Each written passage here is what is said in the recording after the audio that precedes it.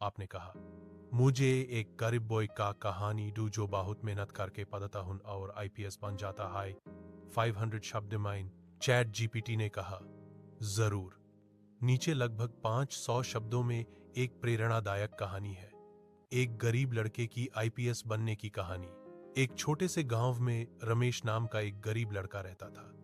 उसके पिता खेतों में मजदूरी करते थे और मां दूसरों के घरों में बर्तन मांजकर परिवार का गुजारा करती थी। घर की हालत बहुत खराब थी। कई बार ऐसा होता कि 2 वक्त की रोटी भी ठीक से नसीब नहीं होती। लेकिन इन सब परेशानियों के बावजूद रमेश की आंखों में एक सपना था, कुछ बड़ा बनने का सपना। रमेश बचपन से ही पढ़ाई में तेज था। वह सरकारी स्कूल में पढ़ता था, जहां सुविधाएं बहुत कम थीं।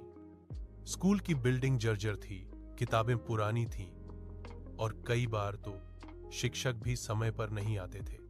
फिर भी रमेश मन लगाकर पढ़ता। उसके पास नई किताबें खरीदने के पैसे नहीं थे, इसलिए वह लाइब्रेरी से किताबें लेकर पढ़ता और कई बार दूसरों की पुरानी किताबों से काम चलाता। दिन में स्कूल जाने के बाद शाम को वह अपने पिता के साथ काम करता ताकि परिवार की थोड़ी मदद हो सके। रात को जब पूरा गांव सो जाता, तब रमेश मिट्टी के दिए की रोशनी में पढ़ाई करता। बिजली अक्सर नहीं रहती थी, लेकिन उसने कभी हार नहीं मानी।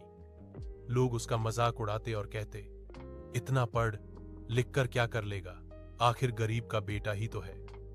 मगर रमेश ने किसी की बात पर ध्यान नहीं दिया। एक दिन स्कूल के शिक्षक ने कक्षा में इप्स अधिकारी के बारे में बताया। जब रमेश ने उनकी वर्दी, सम्मान और समाज सेवा के बारे में सुना, उसी दिन उसने तय कर लिया कि वह इप्स बनेगा। यह सपना बहुत बड़ा था, लेकिन उसका हौसला उससे भी बड़ा था, 12वीं पास करने